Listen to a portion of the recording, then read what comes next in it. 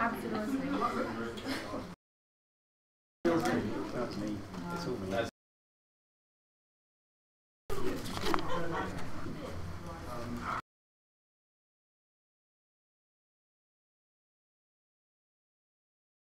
Yes. Although they to do with the wind.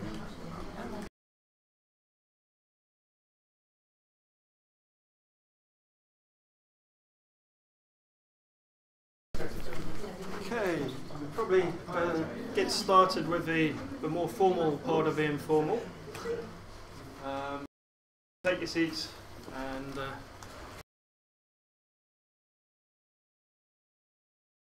most of you know who I am. I am the immediate past chair of the International Library and Information.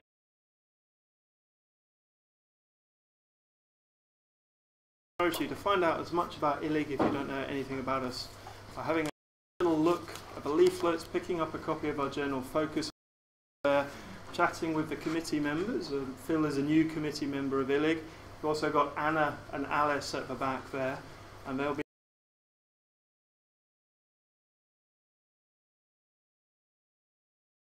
a little bit later, so I won't go into an excessively long sell on ILIG, but there is information on our website. We are active on Twitter. We're a little less active on Facebook. We have a discussion list.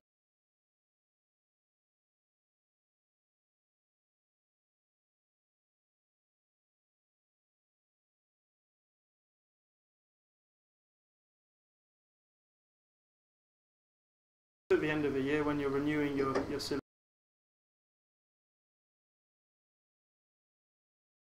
ILIG as we're small, but I like to think we punch above our.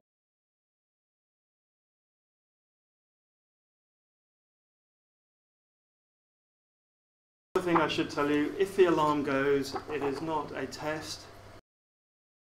Actuation areas, the green lights there and there. There are toilets on the lower ground floor and on the first floor as well. To introduce Phil, as I said, is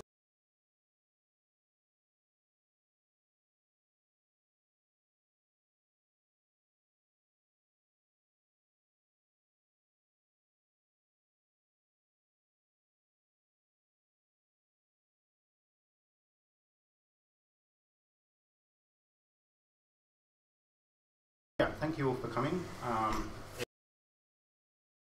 So please do ask questions.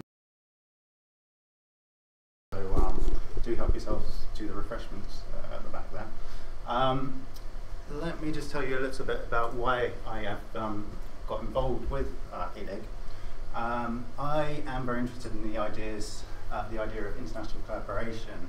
I think, with the challenges that the information profession faces at the moment, one of the best ways for us to face those challenges and the opportunities that we're presented with is to work together across borders. So I've just given you a few examples there of some of the things that I've done in my professional career. For instance, there's the summer school that I attended back in 2008 with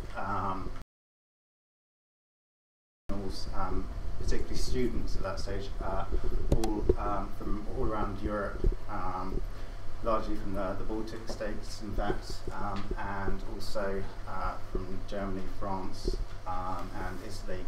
I also was lucky enough to participate in a staff exchange a couple of years ago when I got to visit 3 states in the US.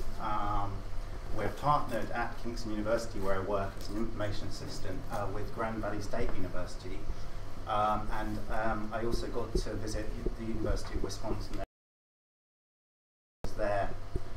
To mention also the fact that if you can't actually get away to visit places overseas, there are also plenty of opportunities online to get involved and to participate in collaborative projects with other library and information professionals. For example, there's the International Librarians Network, which started a couple of years ago, I was involved with the pilot for that, basically that's a mentorship scheme which now has over 700 registered members, started by Australian librarians, and it's basically gone from strength to strength. I was partnered with an Australian librarian there who works in Kalgoorlie, kind of remote part of Australia. Find all about what she does in terms of information literacy projects, classrooms and that sort of thing. A bit of a plug for the CILIP host directory as well. I'll just show you actually online. Sorry, technical fault there. So basically this is something that ILIG looks after. It is a directory of people involved in library information work from basically all over the world. I'm hoping the internet, there we go. For short-term exchanges, you can actually contact these hosts, and there's over 140, I think, now, Doug? 180. 180 now. And I can show you a map of where they're based.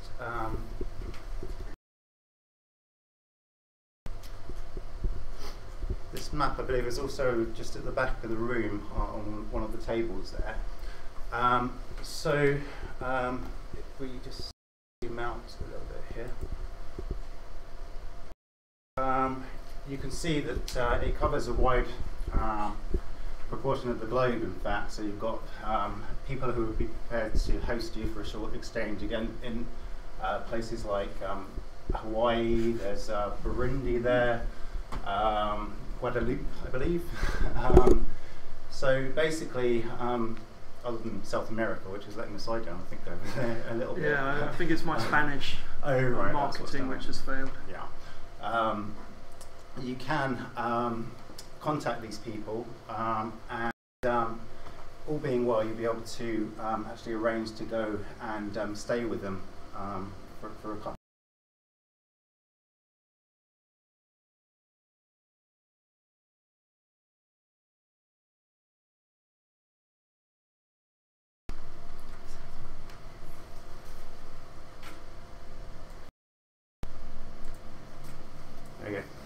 To also briefly mention the LibX scheme, which is something that CILIP made available to its members specifically, and that's for longer term exchanges, usually I think from around 3 months to 12 months, as I understand. It's job exchanges, isn't it? Yeah, this is, yeah. So that's if your workplace is, if you are lucky enough that they will give you that time to exchange with someone internationally for that length of time, then there is also that option available. So a little bit about Cycling for Libraries. It was started by the Finnish back in 2010 at the LIDA conference, the European Bureau of Library. And that was in Gothenburg that year.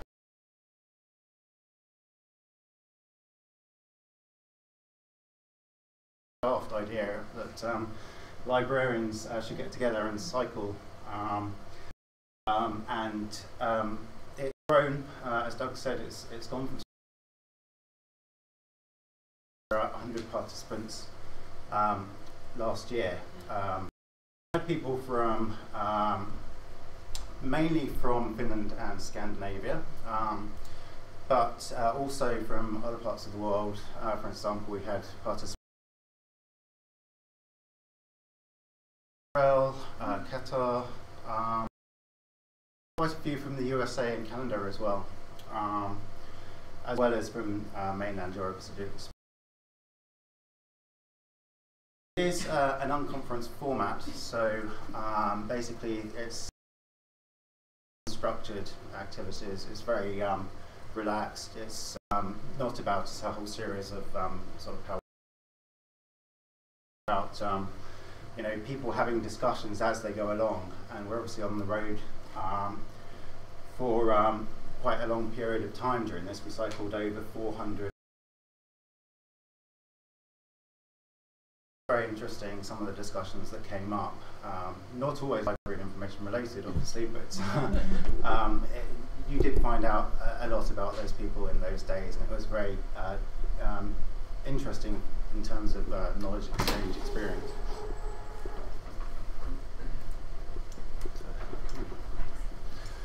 Okay, so these are the main aims of Cycling for Libraries, which I summarised in three words. Well, three, basically all of which happen to begin with L. So basically, library advocacy is a main one, probably the main one of what we're doing with Cycling for Libraries.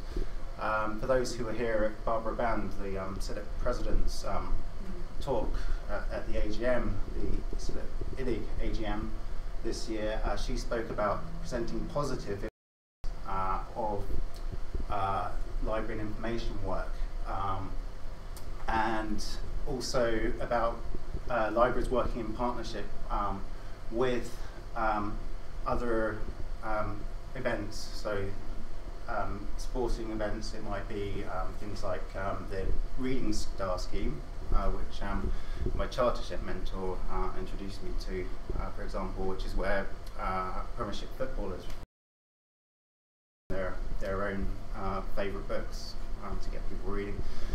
What she was saying basically in her talk that she gave was that we have a lot of support obviously from the library world, so from authors, researchers, etc., but we don't always get that support from others.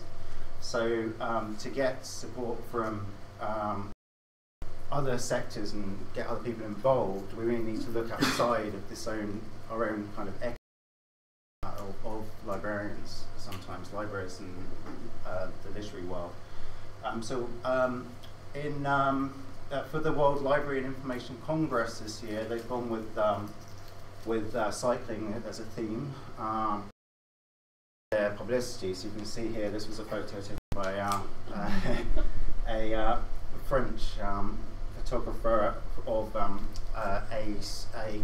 actual professional French cyclist who's also a student in Lyon.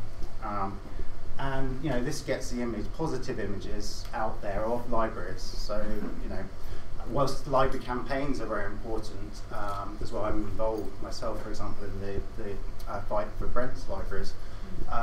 They sometimes give too much of a negative image of libraries. So what we're looking for is really positive images of libraries, and this is one way of doing it.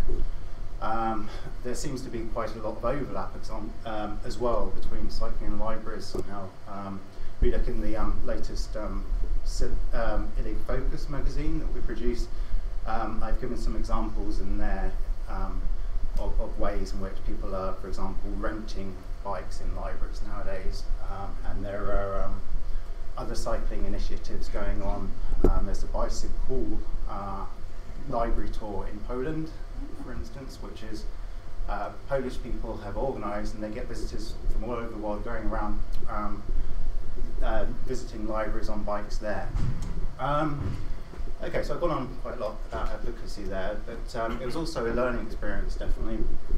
Again, part of that was the conversations that we had with other librarians, people involved with libraries, not necessarily directly, but they might have been researchers or people who are just very interested in libraries for whatever reason, really. So it isn't just limited to librarians, and it gets a whole range of people.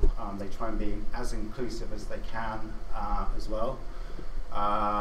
So you had everyone from the managers of big kind of branch libraries to people like me who work as information assistants there, or people who again might be students or researchers. So you get a really broad cross section of people who are just really interested in libraries and want to sort of work towards moving libraries forward in the future. And it was also partly fun. I mean, I was going there off my own back. I wasn't, paid to go there by my work or anything like that. I went partly. It was a bit of a holiday, I have to say. So there was that element to it too, and I definitely had a lot of fun out there. Let's just go on to the next This was the route that we took. So we started obviously in Amsterdam. We went down to the west of Holland and along to the Zuid-Kamerland area, as it's called. It's like a national park area with lots of sand dunes, as you'll see in some of the photos later on. We did quite a lot of visits along the way, so there were a total of 19 libraries that we visited during the tour. We then came back down, across the border via a couple of ferry trips. This isn't the exact route, I should say, because it's just been plotted out on Google Maps, but we did take a couple of ferries over when we were just down this kind of area around Rennes, around there, this kind of point here. Down across the border into Bruges, and then made our way into Brussels.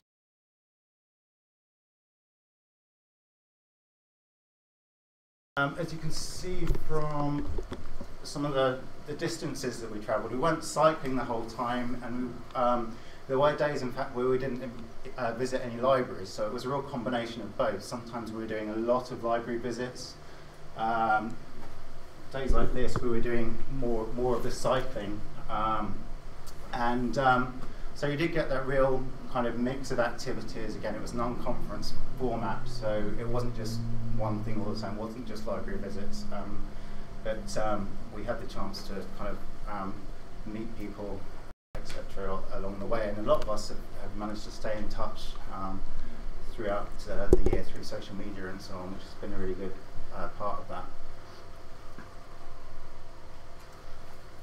Okay, so at the end of the day, we are presented with videos of the day's events, which the media team from Cycling Libraries, who do an absolutely excellent job of getting it all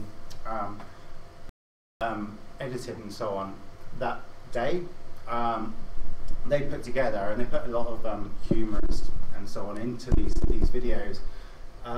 And we all kind of gather around at the end of the day to watch these. I'm just going to show you a couple of those now. Firstly, from day 2, which is when we were just leaving Amsterdam, and we visited a library at a train station, way down to Delft, which you can see in the right-hand picture there.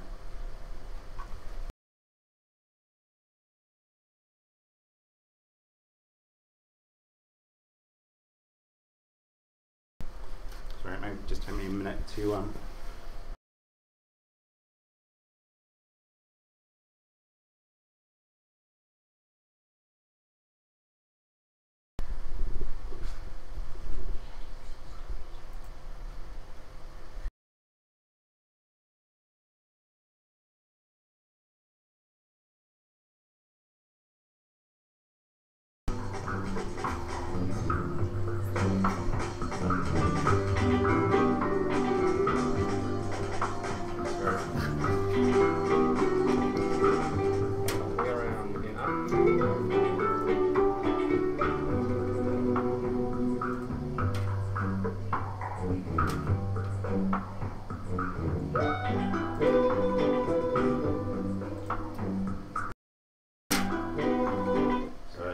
something running in the background there, so it's kind of got the top there.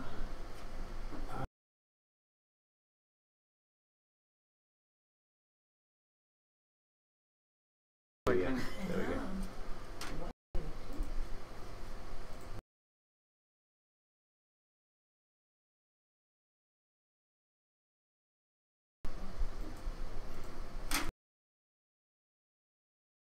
Groningen or to Delft, to Den Haag, riding down the coast.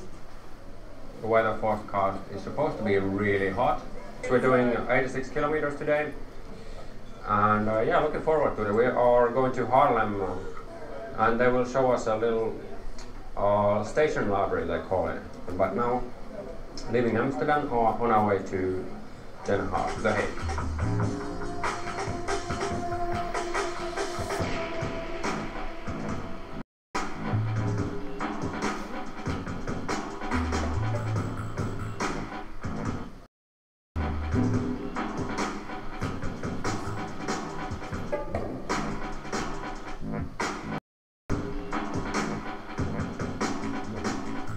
also today we got up in our hotel in Amsterdam and had breakfast and got our luggage together, and then as a group we all rode out of Amsterdam. I think they were happy to see us ride out a little bit, and then we just arrived at the Haarlem station and are looking at the Haarlem Station Library.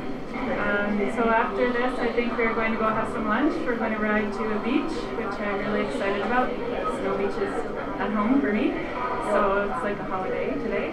And yeah, we'll have some lunch there, and then I think we go see more libraries.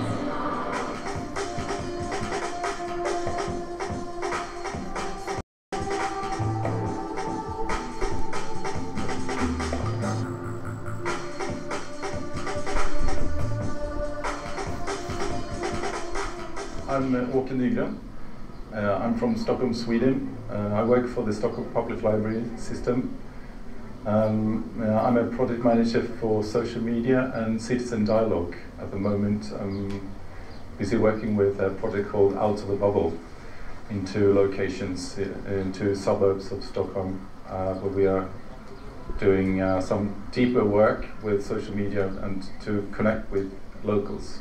I think what I like the most, apart from the fact that this is about cycling and I love cycling, is that it's an informal way of meeting colleagues and new friends, and it's a way of it gives you an opportunity to discuss items that you like or that you preoccupy you back home, but in a new setting that is more sort of in a way freer and more open to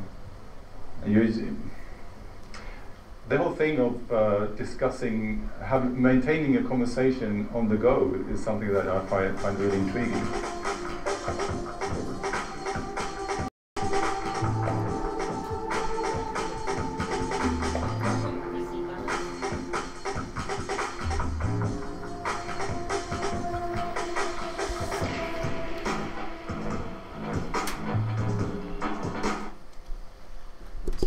Did they show that at the end of each day? Yeah, that's right. Wow. They actually managed to edit it all. They've got an excellent team. Not so sure about their taste in music, I have to say. Not my personal taste, but so, okay, the next day I'll also show you, because that was a day where we went to the famous Doc Delft.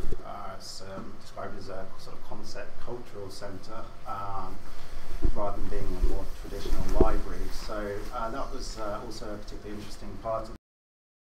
If I can load that one up now.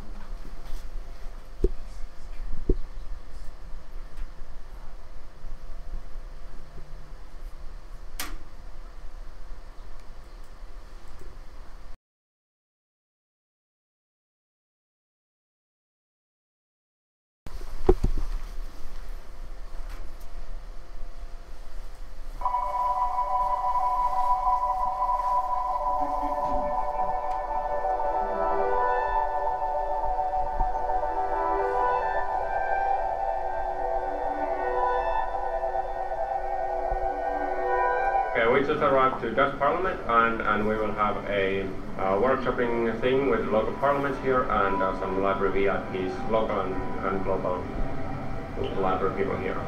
So we're in Den Haag. This is like the library capital of the world. So a lot of big organizations have their main offices here, ILIG Cycling.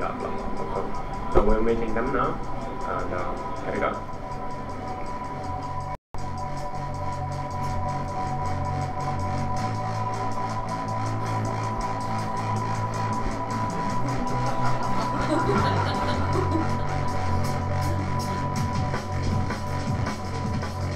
We are in the former chamber of the Parliament of the Netherlands.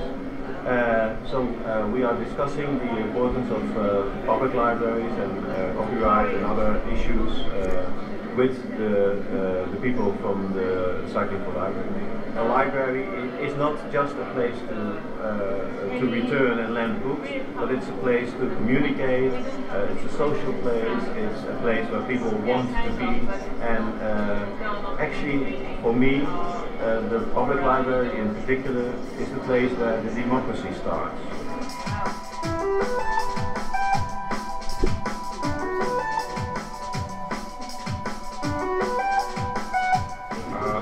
soup. Nice. We were indoors for a couple of hours to discuss library issues in a roundtable manner. That was very good. And then after this we are riding to Dell, which is all our cycling today. Yeah, this is the shortest day of the whole trip. It would be only 9 kilometers.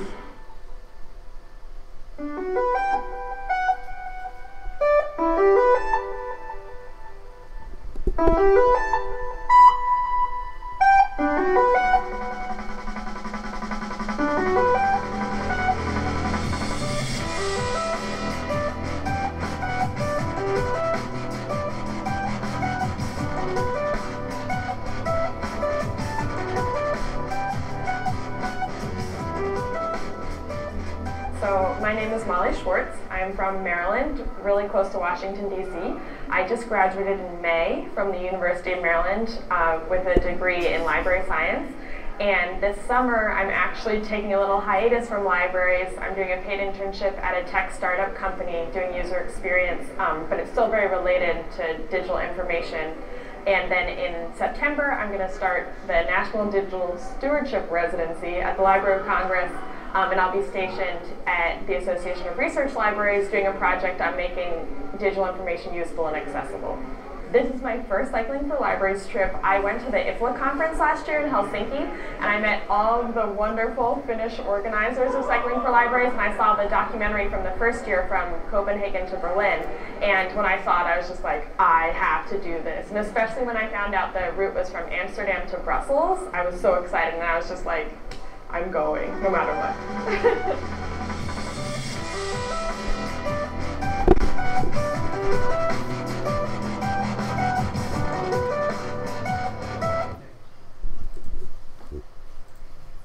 Okay.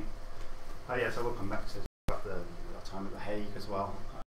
And basically all those videos are also on the website, so cyclingforlibraries.org.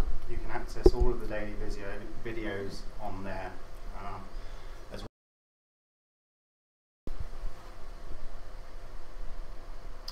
well. Okay, I'll go through the libraries that we visited. I always worry when I do these sorts of presentations that it does become like almost a holiday slideshow or something of that sort, so I will try and keep it relevant. Basically, this is the Open Air Bibliotheek Amsterdam, just means public library of Amsterdam. That's one of 26 branch libraries in Amsterdam. This is the central one. It's huge, it's on 10 floors. And it's become kind of the epitome, I think, really, of the kind of living room in the city concept that has been quite prevalent in the design of big city libraries nowadays. So a library that's as much about people as it is about the collection. So they've got over 25 of materials, including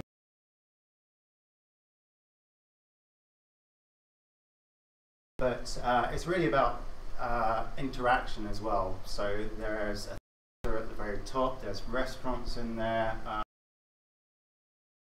way that people can just go up and play. There's 2 radio stations that broadcast out of the Oba. And they've tried to incorporate some art elements in as well. So for example, they have a doll's house in their children's section. Which I'm afraid I don't have a picture of it in here, but it was quite something to see. Anyway, okay, we'll go on to the next one. So this is a very different type of library. This is actually a research library, part of the Institute of the Trust in Amsterdam. Now, they do an awful lot of work helping researchers in Africa in particular, where not an awful lot of research does get published. 5% of all the articles that are published globally come from Africa. So they're doing work to help scholars in Africa to get their work published, and particularly online nowadays. So, for example, they've got a partnership with Elsevier, providing Science Direct to. Unfortunately, the library itself, although it contained over 700,000 volumes, the decision was made by the Dutch government that it was no longer a priority. So as we were there, it was actually in the process of closing for good, which was tremendously sad, of course. At the time, they were worried that the collection was going to just end up, in a pile somewhere, just shredded. But the Library of Alexandria did step in and took most of their collection. They also have a very good cartography collection, so most of the maps went to a local university library there. So although the library had to close, at least the collection was preserved.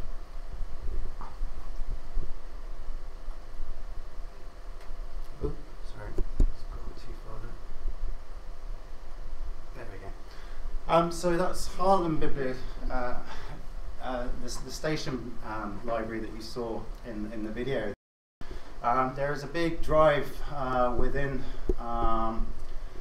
Amsterdam and further afield in the sort of Flanders region to get libraries where the people are. And so this was one idea that they had. Interestingly, something I found out whilst I was doing my master's course, in fact, was that this is more or less how W.H. Smith started. So they were loaning books from one railway station, and then people just take them on their journey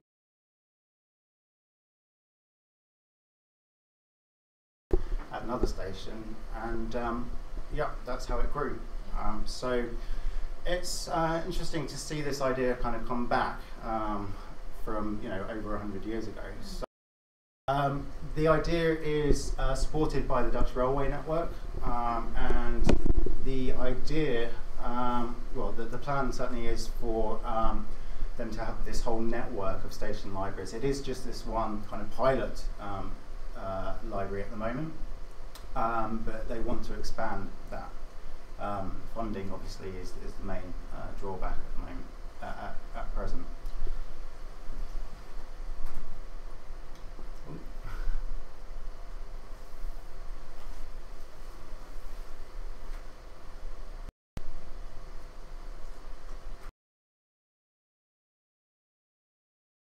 When we went to that the national park region along the coast, and this was one of the branch libraries that we visited there. We visited two there. This was also one of the many libraries that we encountered in the Flanders region that had its own pub. So I don't know. I don't think we do that enough over here. There was is a bar in the new Birmingham Library for anyone who's been up there. But yeah, it's very rare you get them here. But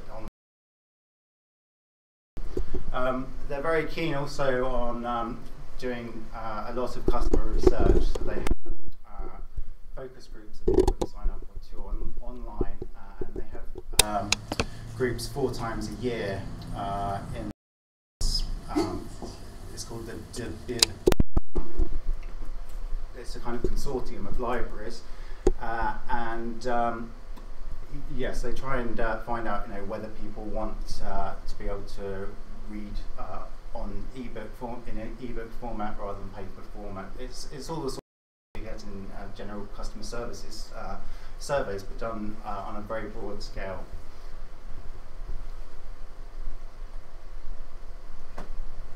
This was the Nordvik Library, which is also very near the previous Zandvoort Library along the coast here. A lot of orange, it being Flanders, of course. And also something that they did was, which was quite unique, was to put ebooks on sticks. As the restrictions at the time in Holland were even stricter than you get elsewhere. So, here in the UK, there's only a limited amount of publishers who are making their materials available for lending, free lending. But at the time they weren't able to loan any ebooks at all, so they had to resort to having the ebooks for lending as a USB stick. And they would change around the ebooks on a weekly basis. They were the first nation to actually take the publishers to court, of course, in Holland. And as I understand it, the rules have been relaxed since we visited back in June of last year, to the extent where people could not only lend ebooks in a traditional sense, but actually libraries are going more towards the sort of thing that you get in academic libraries with sort of patron-driven demand, where if enough people want the ebook, the library will actually fund the purchase of the book over there. So they have had managed to get some inroads into improving the ebook lending situation over there.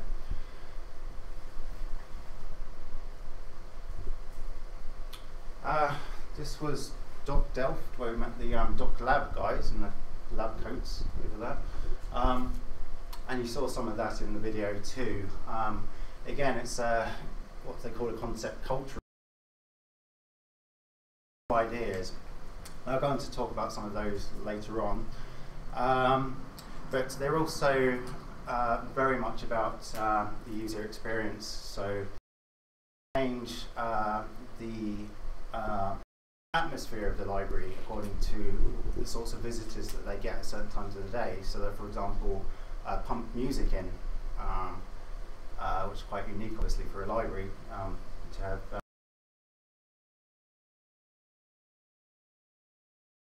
school hours and things, so that kids like to work in quite a noisy environment. Yeah, so they are trying a lot of innovative things, and as I say,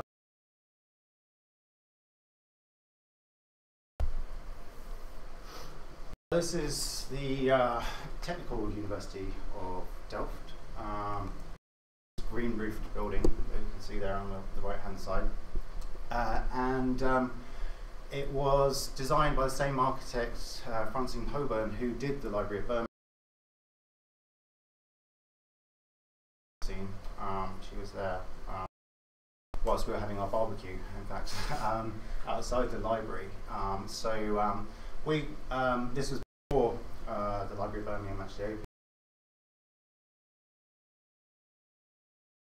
Explanation around the design and so on of the library, what she did.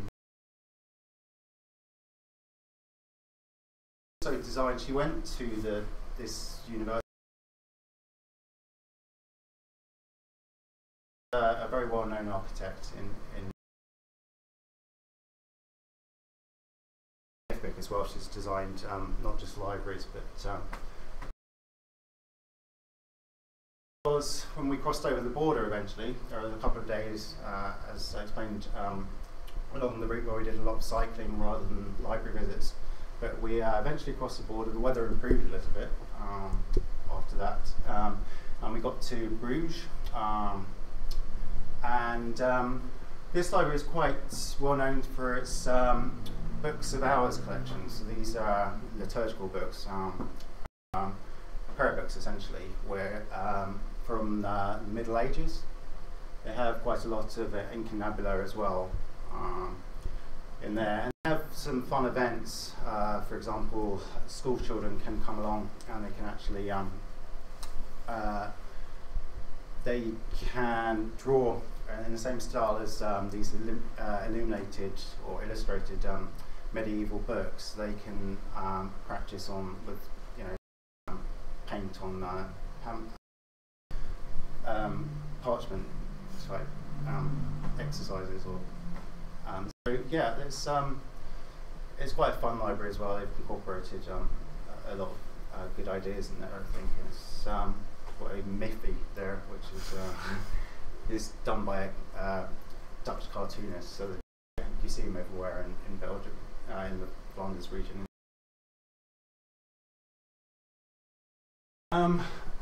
this was Worcester Camp. This was another library that we visited where they had a lot of good ideas around encouraging people to read. So this was, for example, a crime scene they've created, which and the kids had to, based on a book that was identify sort of transpired here with, like you can see the gun. We probably can't because it's too small, but the gun on the floor. Then so they had to sort of come up with the answers to various questions based on those books. And they also have in this region a mobile library, which goes around to the more rural parts of the region. Ian Stringer isn't here actually, he's keen on his mobile library. Sorry, another member of the. This not only provides books, DVDs, etc., but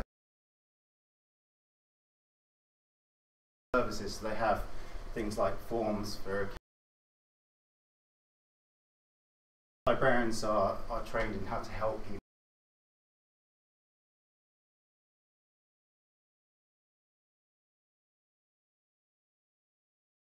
Quite a lot of good work.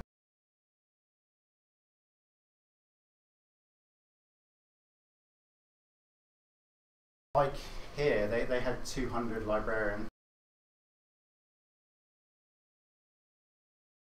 in 2012. Again, remote areas are suffering in particular. New ways of actually getting books and to people. This was the Ghent. It's actually going to be replaced. There is a plan to open next year in a place called Crook, which is very nearby. They did this very interesting kind of viral campaign where they tried to get feedback from kids in particular about what they wanted in this library, and they called it.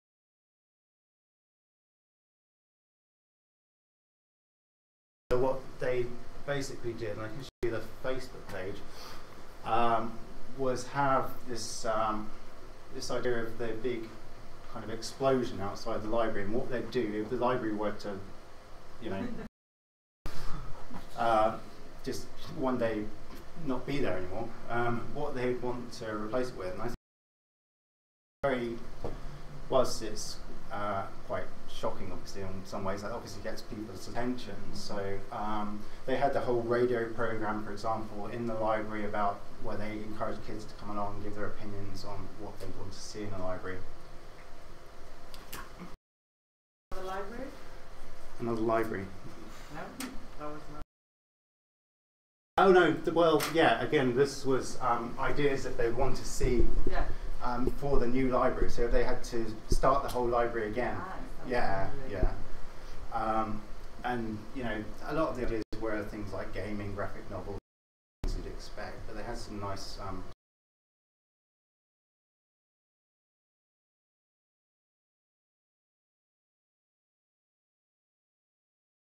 this is the famous Ghent book tower, which many of you may have seen last year.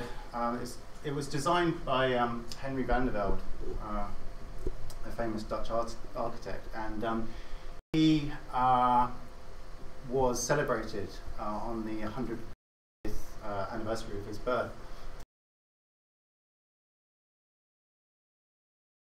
To show you. So yeah, you can see there, and the book tower is actually on there.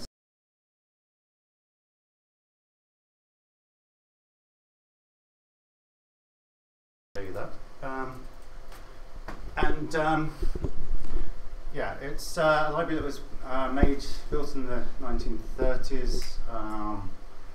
It was actually taken over by the SS during the war because it was such a high vantage point. And mysteriously, a pool table has appeared at the very top of the library in this kind of observation point area at the top there. So a lot of changes, a lot of sort of trauma, I suppose, over the year. It's been flooded a few times. Someone who is a very keen student of Dutch architecture and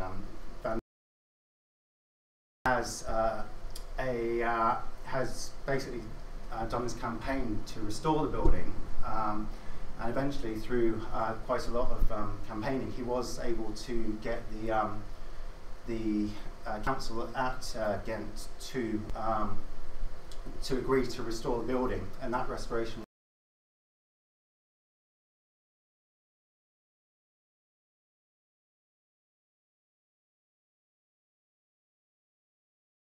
Dendermonde was another sort of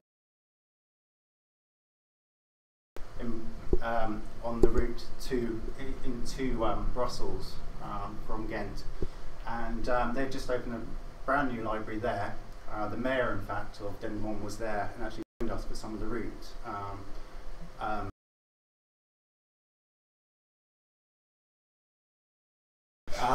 But it was very nice of her to join us.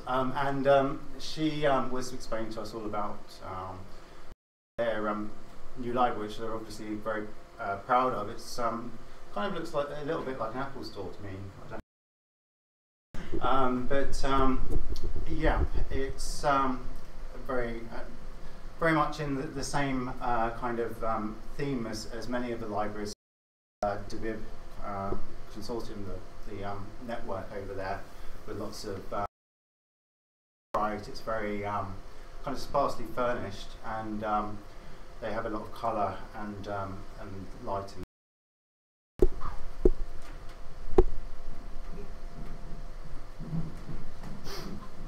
Okay, so this was a completely different library now.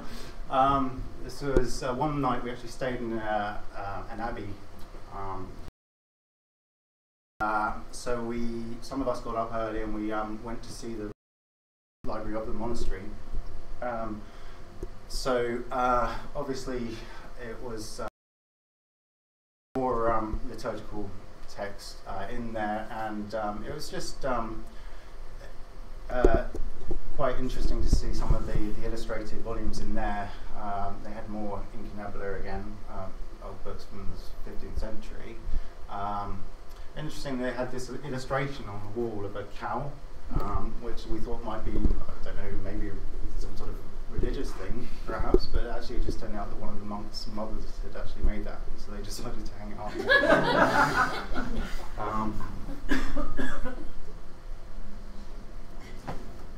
This was Segall Public Library, and yes, it's another very new library. And it had this theme where they labelled different sections of the library like parts of the house. So, for example, on the right-hand side, we've got the storytelling area, and that was called the attic of this library.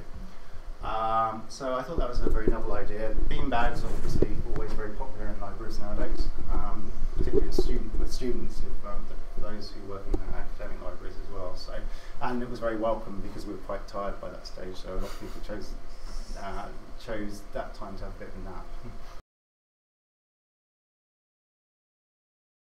nap. This was very near the end of the tour. This was an assay, and it was they actually put on some music for us because we were getting so near to the end, and they thought that we could, you know. It was another very kind of sparsely furnished library. And I'm not sure, there's not really that much I can really say on that one. I'm trying to think. Another which really was very much typical of this DeVib network, with another bar as well. So yes, we eventually got into Brussels. This was the Sans-Souci Carefree Library, as they call it, which is Flemish library in Brussels, which is down the road from the French-speaking library in Brussels, but because of they do on an unofficial level, they do. So they have to have one Dutch-speaking library, and then they have to have a separate French-speaking library. It was we got a lot of media interest whilst we were there. Once we got into Brussels, a lot of people came down and sort of interviewed us and so on. And it was right opposite a school as well, so all the kids came out and kind of welcomed us and were very interested in what we were doing. So yeah, part of the whole idea with the library advocacy is to be as visible as possible, and the high-vis jackets definitely helped us in that aim.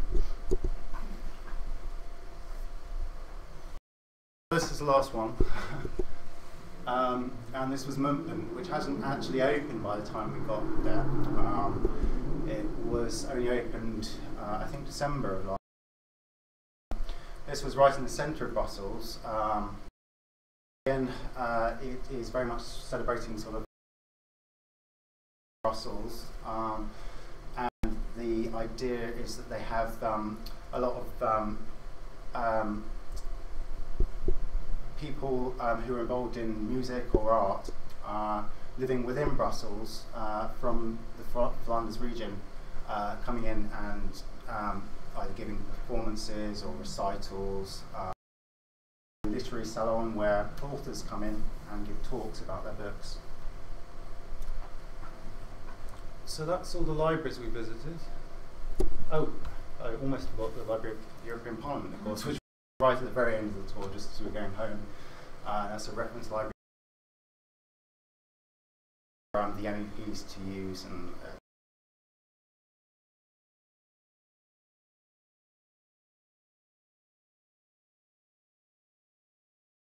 exhibition for us where they had all the montages which people had collected from their own libraries of the participants in the Cycling for Libraries tour.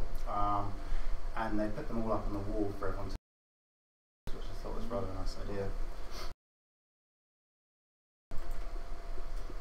Okay, so yeah, as I say, library advocacy was a key part of the tour, and as you saw in the video, we met in the world's library capital, The Hague, meeting the MPs there, and we also met representatives from the big library associations based there, ILIG, LIDA, the European Research Library Consortium as well. And we had this whole round table event where we talked about firstly the future of libraries, what the future of progression is, and we also debated some of the key issues in libraries, and from what we've seen of Dutch libraries, one of the most contentious points was about the fact that in Holland they have subscription libraries, so over 19s have to actually pay for library access to be able to borrow books, I should say. For reference purposes, they don't need to. They can just go in and use libraries like Oba in Amsterdam, but if they want to borrow books, they have to pay a charge. And so, you know, for those of us who work from the UK or from the US, where the idea of you know, charging for libraries is just, almost unthinkable, I would say. That really is so ingrained that libraries have always been free, or public libraries at least. Then it was something that did provoke quite a reaction from some of the participants. So, and we also talked about other issues, for example, copyrights and how that's changing in the era of social networks and so on. So it was a very productive event, and all the write-ups from that are available on the Cycling Libraries, the library's website. I'll show you another video now, because you're probably quite tired of hearing my voice. But this was us arriving in the European Parliament at the very end of the tour. So I'll see if I can set that one up.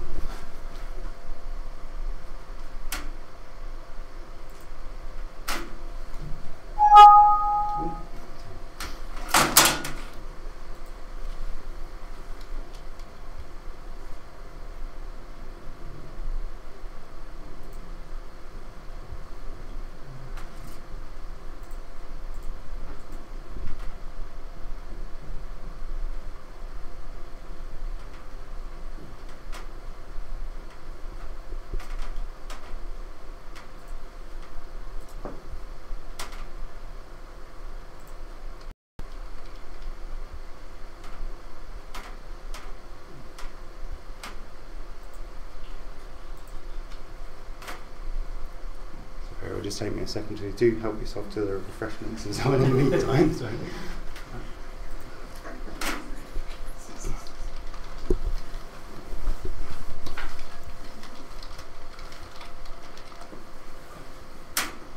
Got an impressive number of windows open there, Phil.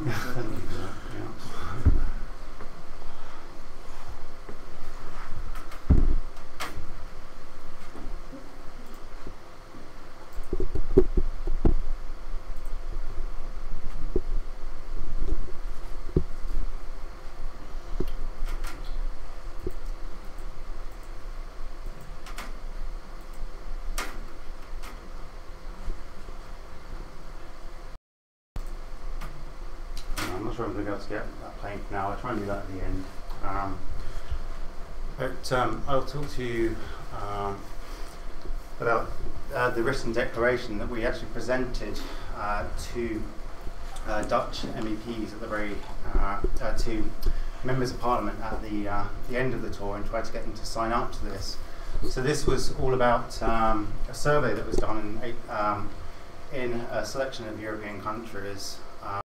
All the things that were really valued by European library visitors. Also, we found out that obviously the reaction of people to libraries and being able to access that information freely was very important to people, particularly people who couldn't access the information elsewhere, that people were able to get jobs through being able to visit public libraries, and that it provided the only source of free internet access for over 1 million people. So this was really, although a written declaration doesn't form part of law, it's not legislative, it was to try and really spread the word about the importance of libraries within the European Parliament. And eventually we got 218 MEPs to sign up through letter writing, through our presence within in Brussels, and through the work of an advocacy organisation called Civic Agenda. So that was a very positive part of the advocacy that we did. We got 28% of the MEPs to actually say that they supported this. And really it's about all of these elements here, providing the essential services and ensuring that libraries are valued within national governments and on a supranational. And that we've just listed some of the parts there, so allowing people to get on, obviously being a big part of that, and also giving people the skills to be able to get jobs and continue their professional development. Yeah, and there you go, that's the final result there. As I say, 28% of the election representatives signed up to that agreement. So that was a good result, we feel. Okay, so to talk about how Cycling for Libraries was also a tremendous learning experience. We went to Delft, as you saw in the video, and there they've done some really interesting things with people's data. So when people sign up, they say that they will allow their data to be used for certain purposes. And one was that they can actually access information on these multi-touch screens about their own personal, the history of their own streets, for example. So they can see photos and things from their home addresses. So people were really interested in finding out about their local history, and that's just one example. On the video wall that you would have seen in the video too, they actually put up people's an equivalent, like a library equivalent of people's Facebook profiles. So you have that kind of idea of social interaction going on in a very visible way, and people can put up information about what they're doing, a story of themselves on the video wall. And so it's really just a way of engaging people with the library and making, again, the library about people. So this got us onto ideas that we talked about as we're going along the route, about the idea of open data, of making data available at a national level. So not just personal data, but data from governments, and making that transparent, helping people to, for example, with the floods that happened earlier in the year, that the Environmental Agency are now being pressured by the Open Data Institute here in the UK to make data available so that people can see if there are high rising water levels in their area, for example, so they have that sort of early warning system if something does go awry, if there are, major factors which could put them at risk. And this is something that's also happening internationally, so the G8 or G7, I'm not sure which, the Open Data Charter has completely signed up for this, as has the US government and the UK government. The Open Data Charter has, for example, stipulates that the default should be that data should be transparent, so it should be open to anyone within reasonable limits, of course. And if there is some reason why it shouldn't be available, then they have to state that. So this has all sorts of implications. It can be used for research, for startup businesses. It can be used in maps, for example. I'll give you an example to bring it back to cycling. This link works.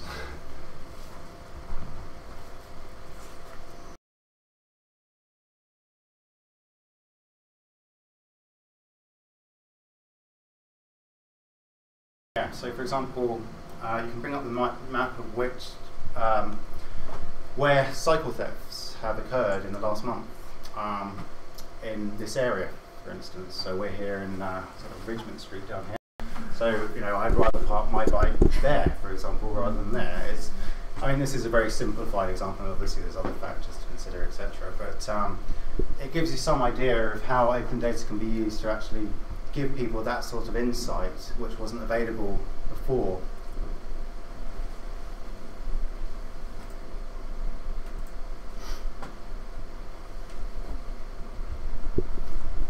So yeah, that's a whole area of sort of information where I really knew nothing about beforehand, but I've gone to, for example, embark on the Web Science MOOC, which is provided by the University of Southampton, and to find out more about how the internet is changing, about the ideas that Tim Berners-Lee has talked about with providing like a Magna Carta for internet usage, and how there are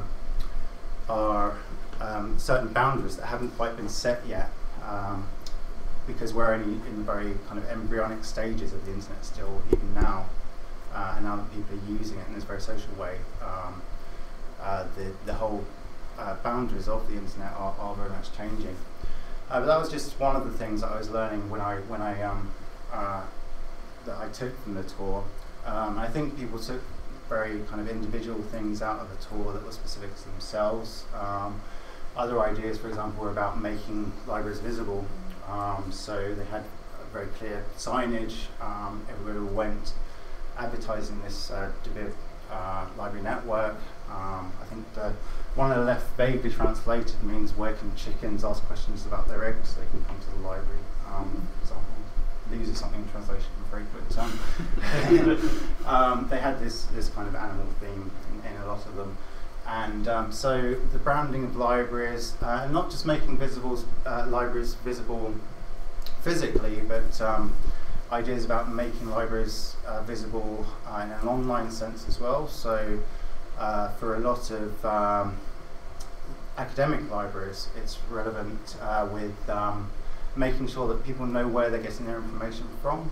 So often with academic libraries, as we have these federated management systems nowadays, people don't actually realise that they're coming through the library to get their their information. But if they're going, if they're using a subscription service, then they're going to have to authenticate. They have to log in via the library in order to get those journals, etc.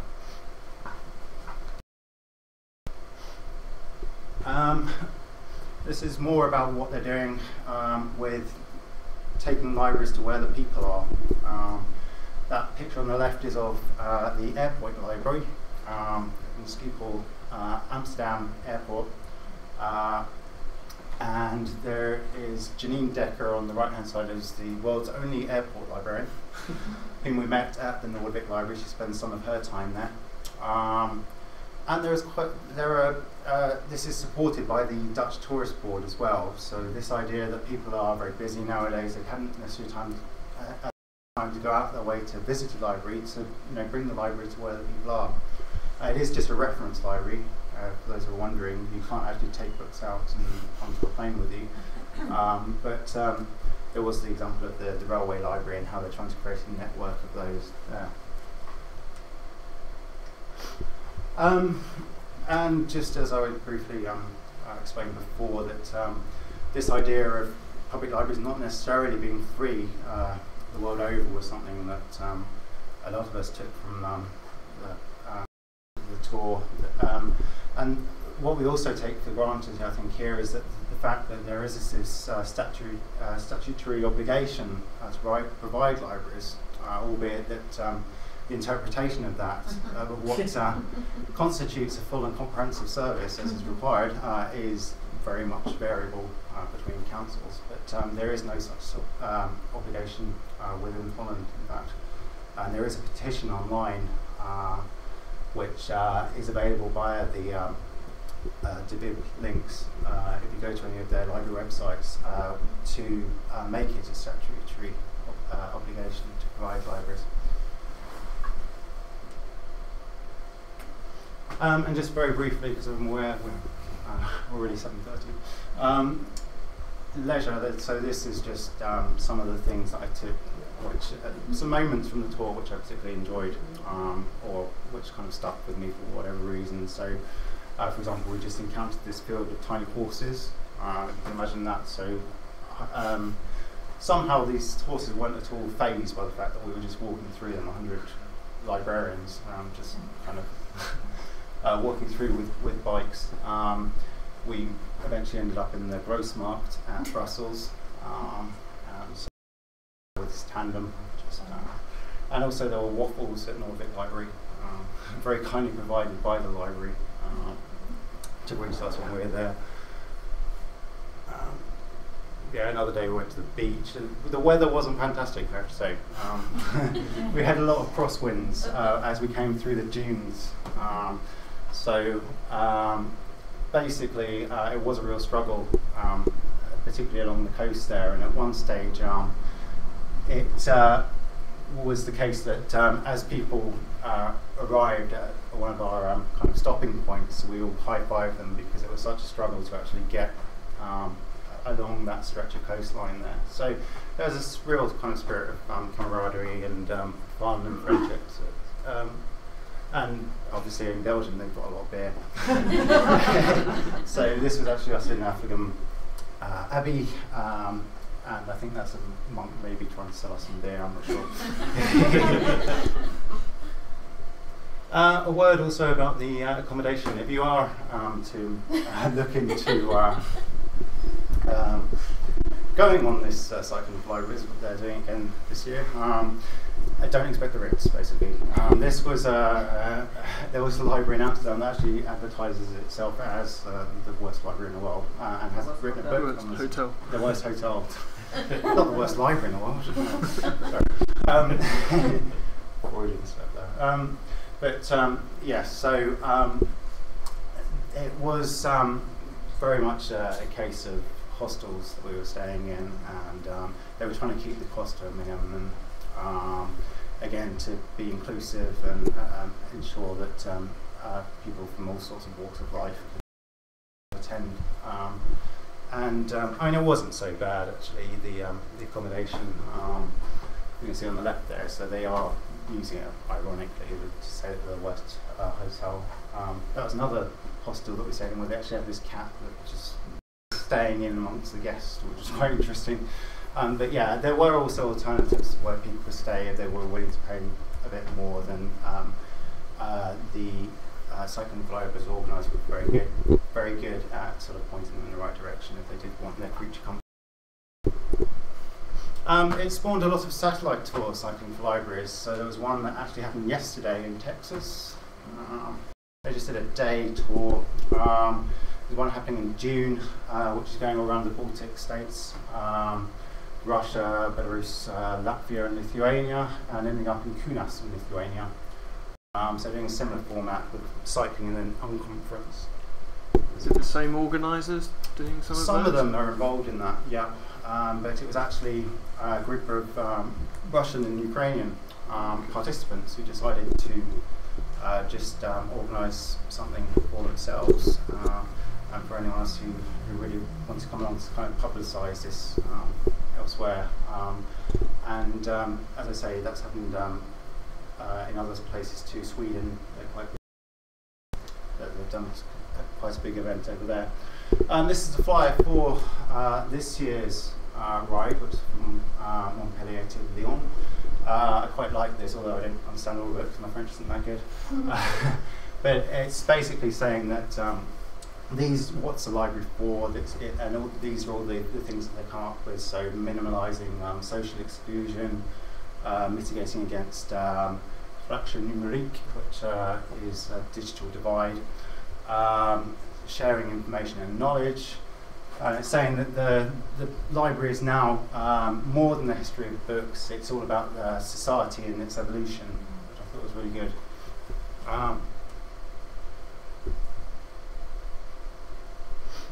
So here we go. We end in the World Congress, Library and Information Congress in Lyon.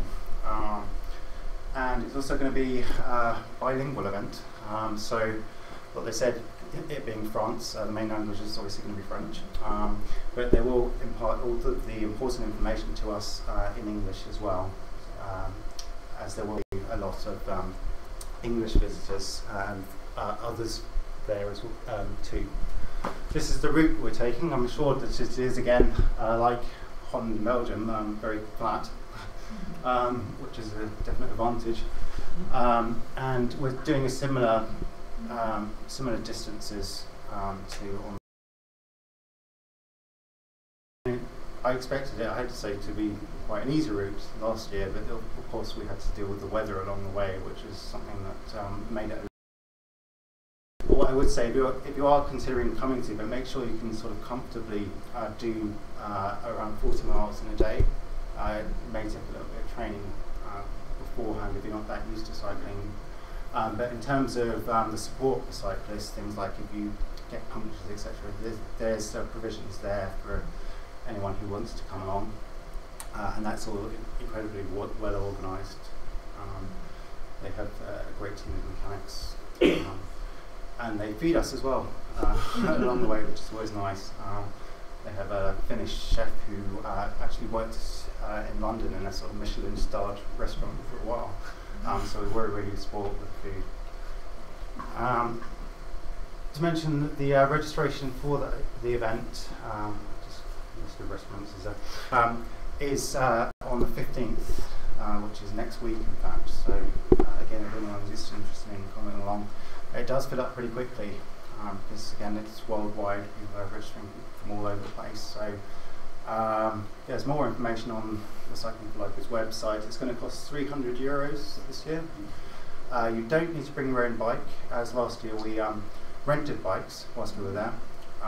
So we rented them in Amsterdam, cycled down to Brussels, and then the support vans actually took the bikes back for us to Amsterdam. So, does that cost extra? It does cost a little bit extra, yeah. I mean, that's in the region of £40 for hire. The more people who hire bikes, the less it becomes, because it's in bulk. And then, again, I've been assured it's not going to be too hilly. So, are there any questions at the end of all that? I don't realise we haven't got that much time, but The longer route, the one that goes from Barcelona crosses the Pyrenees. That was going to be the intention. That was the intention, but it was. In the end, they decided that was going to take too long. It was going to be a bit too ambitious. Previously, they have also had the support of the Finnish Library Association. Yeah, unfortunately, they're not able to fund it this year. But the French have stepped in and said that they're going to help.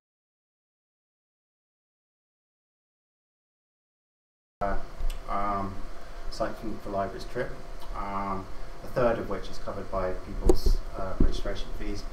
But they do have to find the funding from elsewhere for the remainder. There are some grants available.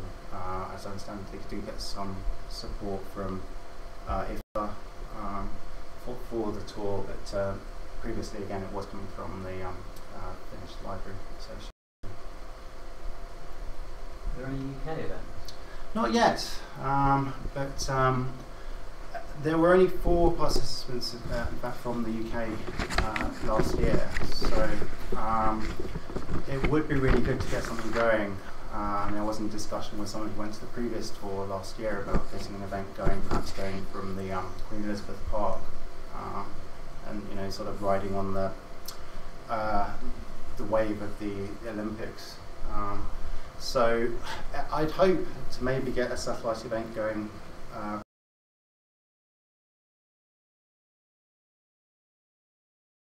To get people interested.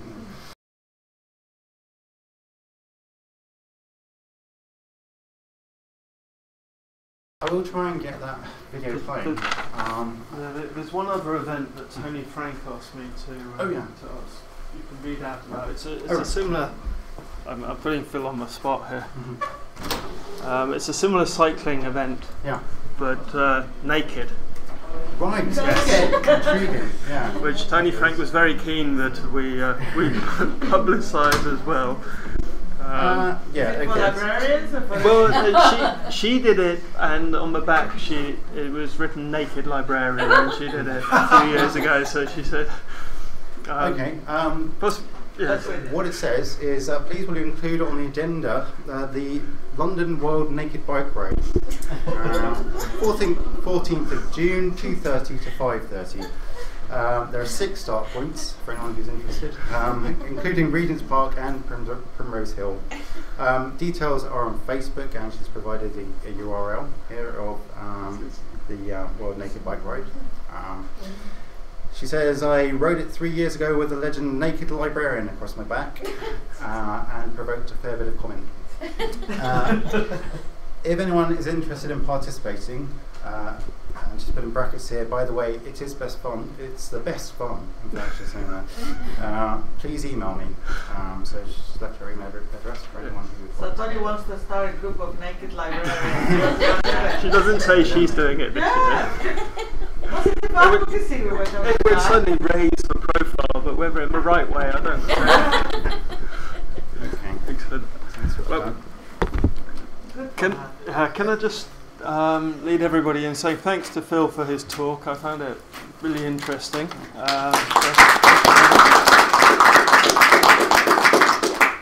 And if anyone is interested in cycling for libraries, either abroad or when Phil sets up the UK version next year, the clothed version, then get in touch with him.